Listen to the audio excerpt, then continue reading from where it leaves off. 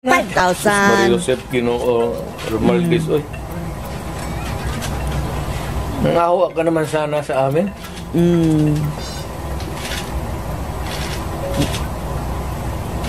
89. Pati sa PhilHealth. Ang Maharlika Fund, Wala na. ang target Wala na nila balita mga kababayan sa Maharlika Fund. 250 billion. Grabe, no? Kinuna nila ang GSIS ng 62.5 billion. Pati sana yung pang-pension, di ba yan? Oo. Yan, pera rin ng mga taga-gobyerno yang empleyado. Kinakaltas din yan. Kami sa ano namin. Sa mga trabahante yan, mag-housing loan ka, ito, kinuha, binigay para ayuda.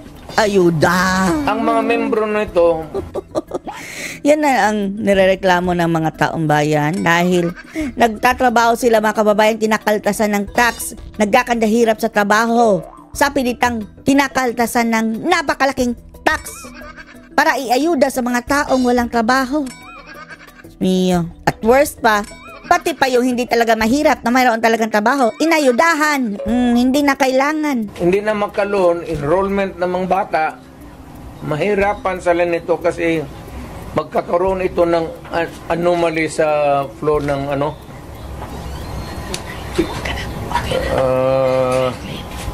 Ang SSS, kinuha rin 62 billion. Private lang yan. 62 billion ng SSS. Ay nako, paano ba to? Gahaman sa pera to mga buhaya, no? Para sa mga empleyado, LBP 62 billion. Land Bank of the Philippines. DBP 62 billion. Development Bank of the Philippines. Kaya Kinunan yan mga sa bangko. sundalo, pati yung retirement nila, patay yan. But thank you pa. Given all these predicaments, sir, you have the legal basis on the misuse of funds. Kaya meron Are na there legal remedies in your mind to meron na. Lahat ito, the example yung PhilHealth na 2 years pa lang singagnag yan mga kababayan na. Paano na lang sa 2028? Ano na mangyayari sa binara atin? sila. Yun yan. Hindi man nila pera ito lahat. Tapos paano na kung magiging Prime Minister si Tambaloslos habang buhay? Ito ang problema ngayon. Gastusin nila ito, naiwan what is left from the original na ano nila. Kagaya nitong PhilHealth, 89 billion. Ang naiwan ay 29 billion na lang. So, kung walang pera, anong gawin nila? Utang. Maghiram. But they juggle Foreign borrowing. Wala na silang ma-juggle dyan. Ano ba juggle-juggle? Tignan mo, bakit ang mag-juggle? transfer din, di ba? From private to government. Hindi na ito, hindi na kailangan i-juggle. Andiyan na sa kanilang kamay. Ano pa jagulin nila yan? Ang iniisip kasi nila mga kababayan na, sige, kapag mag-ayuda tayo ng mag-ayuda, hanggang 2028, enough na yon para ikapanalo ko. Ikapanalo ni Tamba dahil si Sandro Marcos hindi pa pwede mga kababayan eh. Si Tamba muna. Anong epekto ngayon? Tumaas ba ang ratings mo? Tamba los-los? Hindi. Dude, spend it. Ayuda. Hindi na may jagol mo yung ayuda. Will you initiate the fight? Ang ending siguro niyan mga kababayan, mandadaya yan. Malamang sa malamang. Will you initiate the filing of charges or will you make a move to stop the government from taking... Meron, it is, tignan natin ang resulta sa Supreme Court, yung sa PhilHealth ngayon. So, para magkaroon tayo ng predicate of how to go about. They fear that you will call for a mass movement in Davao City given the situation from PhilHealth. Mass movement at for your information mga kababayan, ang daming pinagsisibak na pulis ngayon sa Davao City. Nilipat sa Bicol o sa Ilocos, Naga. Tingnan nyo sa balita mga kababayan. Ang dami, mga officers, mga high-ranking police, pinagsisibak sa pwesto, nilipat sa ibang lugar. To the Quadcom and Tignan ko lang. killings. kung Yan ang ano mga kababayan, ganti ngag-ngag ano. Napraning nung sinabi ni Sarah, sige, isibak mo yung mga tauhan dyan eh. Duterte sa Davao City, mga polis na loyal. Mass mobilization of people power for that. Ang alam ko ang sinong pupunta lang doon, ikaw pati ako. Bakit ka man Dumala ka, sir, no? Inom ng Starbucks, Alam ko man ang walang pupunta doon. Why? Mag-mass movement ako, tayong dalawa lang. Pero parang pagod na tayo sa ang mga tao, mga kababayan, no? Diyan. Sabi nga ni Sarah, mga kababayan, busy ang mga tao. Kung mayroon talagang a-action dyan, doon na mismo sa Malacanang. Na dyan sa kalye-kalye. Sir, ano sila, sir, na nawala na daw itong the magic of Duterte crowd? The magic, wala na. Matagal na yung walang magic. Sinabi ko, retired na ako. But when you hindi ko na, I do not need to be on the front or at the back or on the side. Retired na ako. Ang rating ko. Akala siguro ng media, mga kababayan, na ipagtatanggol ni Duterte ang kanyang sarili. Ayaw yan sa ano eh. Ayaw na magpasikat sa digong eh.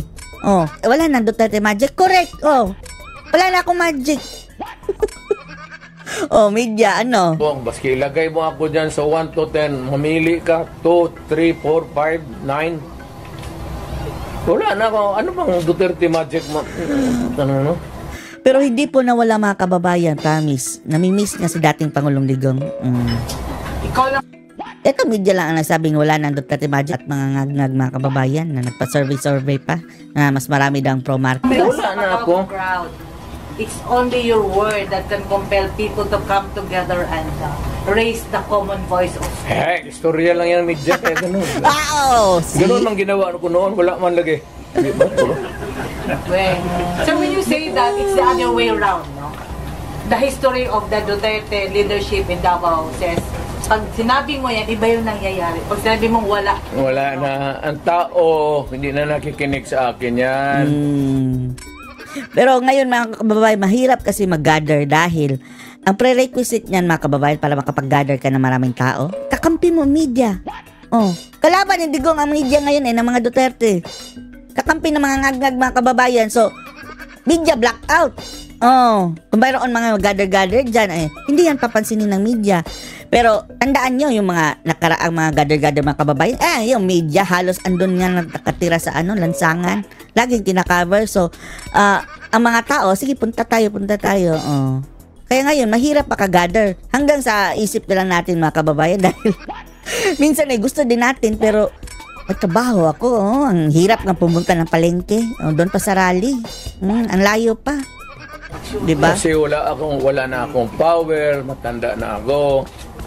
Nag-okay na ako. Kaya the last time ako nagmotor, hindi ko na talaga kaya. 7 months ago, nagmotor ako uli. Kalakad pa man ako ng husto. Nung natumba ako, may kunting crack na dito. Ayaw ko na rin mag-opera. Kaya palitan man ang kneecap. Sabi ko,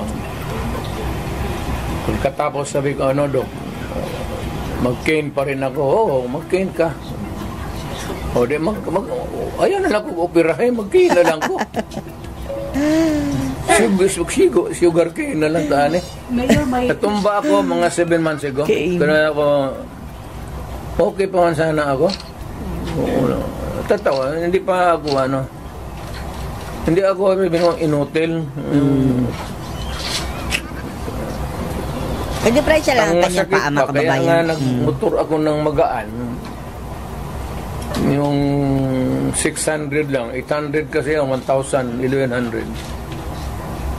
Yung Honda na blue na wala pa, matagal na talaga. Pag hindi ko nabawi sa may